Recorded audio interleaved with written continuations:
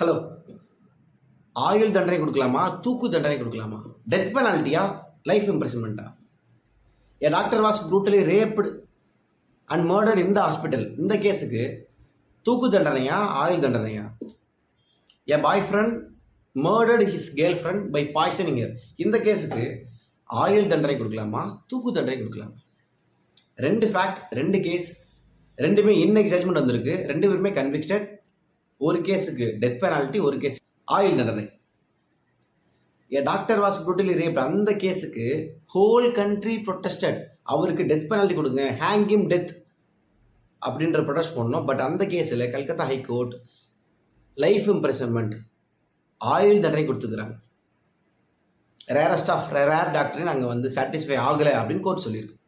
But இந்த கேரளாவில் இந்த case boy friend murder is girl friend by poisoning. இந்த கேஸில் கல்கத்தா கேரளாவில் இருக்க செஷன் கோர்ட் அவருக்கு டெத் பெனால்ட்டி கொடுத்துக்கிறாங்க by not using rarest of rare doctor.